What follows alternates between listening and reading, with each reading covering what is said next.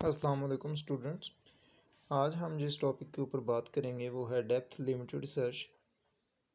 तो ये एक अनइन्फॉर्म्ड सर्च की कैटेगरी है। तो आइए हम देखते हैं कि ये कैसे काम करता है। Depth limited works similarly to depth first search.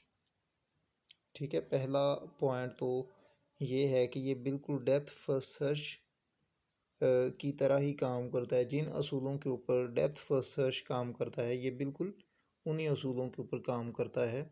The difference here is that depth first search has a predefined limit up to which it can traverse the nodes।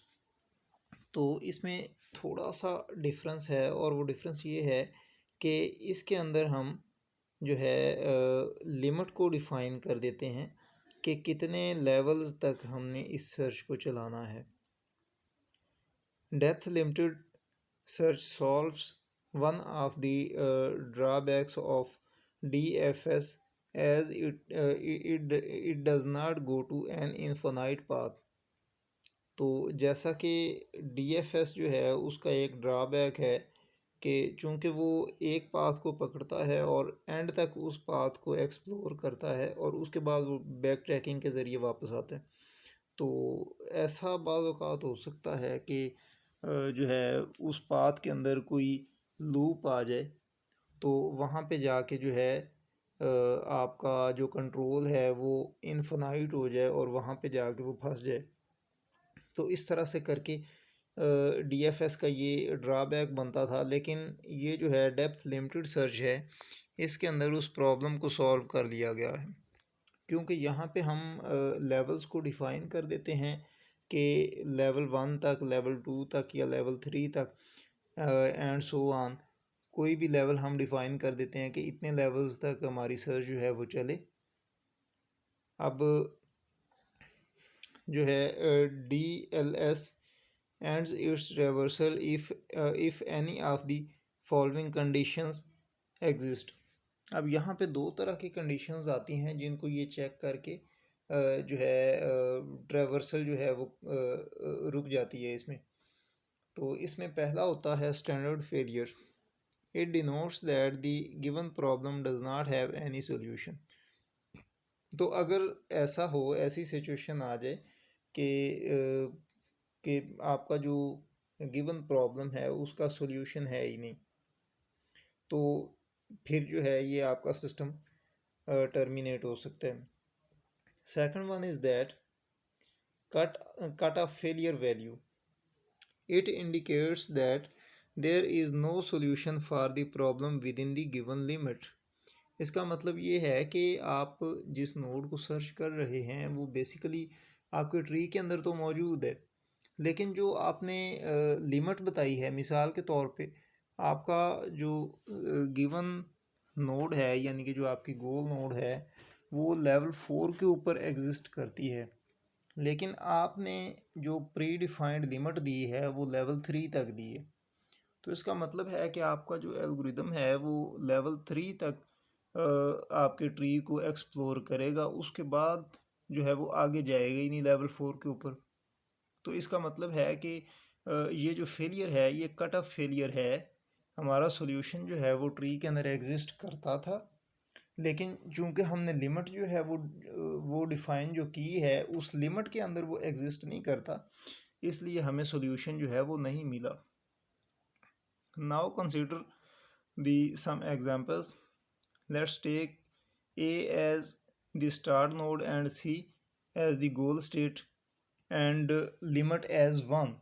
तो यहाँ पे एक ट्री को हम देखते हैं जिसके अंदर हमने लिमिट जो है वो 1 डिफ़ाइन की है। मतलब ये है कि लेवल 1 तक हम जो है उस ट्री को एक्सप्लोर करेंगे, और यहाँ पे हमारे पास जो है C नोड जो है वो हमारे पास गोल स्टेट है।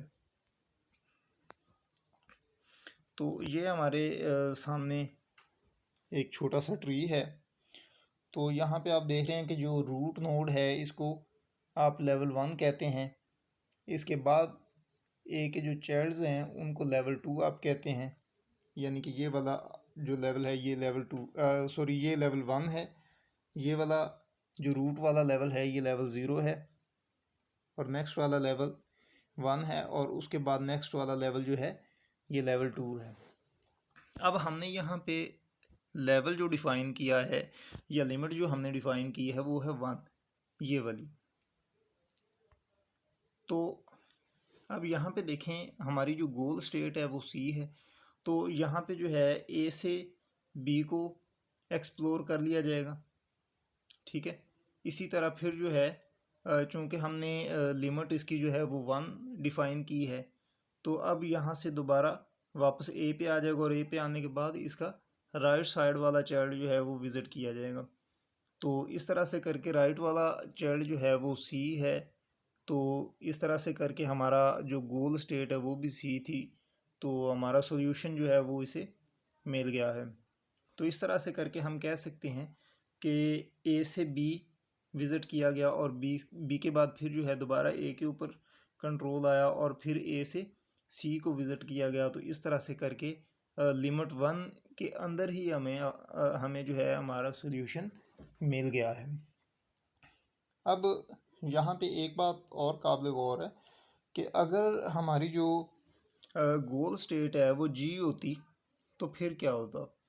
तो चूँकि हमने लेवल जो है वो 1 डिफ़ाइन किया है, तो हमारी जो सर्च है वो सी के ऊपर आके टर्मिनेट हो जानी थी, और इसको हम कट ऑफ फेलियर का नाम देते कि हमारा सॉल्यूशन जो है वो ट्री के अंदर मौजूद है, लेकिन चूँकि हमने जो लिमिट हमने डिफ़ाइन की है वो हमने 1 की है, तो इस तरह से करके हमारा जो कंट्रोल है वो नेक्स्ट लेवल के ऊपर गया ही नहीं।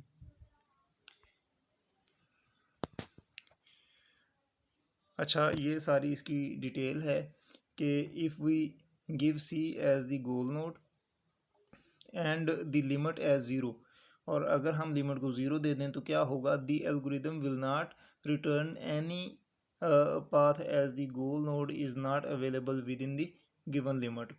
तो जो लिमिट ज़ीरो है वहाँ पे क्या है, वहाँ पे तो सिर्फ आपकी रूट नोड है ना ए, तो इसलिए जो है वो सिर्फ ए को विज़िट करेगा, उसके बाद जो है नेक्स्ट वाली जो नोड्स हैं उनको वो विज़िट ही नहीं करेगा। तो ये भी कट ऑफ फेलियर की कैटेगरी में आ जाएगा। If we give the goal node as F and limit as 2, तो 2 लिमिट जो है वो क्या बनती है, जहाँ पे आपका एफ आता है उसी रेंज में लिमिट 2 आती है। The path will be A C and F. तो इस तरह से करके जो है क्या होगा कि जो है वो एफ़ के ऊपर आपकी जो गोल स्टेट होगी उसके ऊपर फिर पहुंच जाता।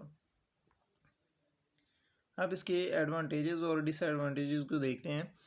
तो इसका एडवांटेज जो है वो ये है कि it takes lesser memory when compare to other search techniques. तो दूसरी जितनी भी सर्च टेक्निक्स हैं तो उनके मुकाबले में ये कम स्पेस लेता है। डिसएडवांटेजेस इसकी क्या हैं कि DLS may not offer an optimal solution if the problem has more than one solution। तो अगर एक से ज़्यादा सॉल्यूशंस हैं तो फिर भी जो है वो कोई ऑप्टिमल सॉल्यूशन नहीं देगा, बल्कि जो उसे पहले सॉल्यूशन मिल जाएगा ये जस्ट उसी को पिक कर लेगा। Second one is that DLS also encounters incompleteness. तो दूसरी इसके अंदर जो है डिसएडवांटेज जो है वो ये है कि ये हो सकता है कि आपका सॉल्यूशन जो है वो उस ट्री के अंदर मौजूद है, लेकिन आपने जो है जो लिमिट डिफ़ाइन की है तो उस लिमिट के अंदर वो नहीं आता। तो इस तरह से करके ये इनकम्प्लीटनेस जो है ये भी इसके अंदर आ जाती है। तो ये इसकी दो डिसएडवांटेजेस हैं। आई होप आपको समझ आ गया होगा इंशाल्लाह। आई सी you in the next lecture. Thank you. Allah Hafiz.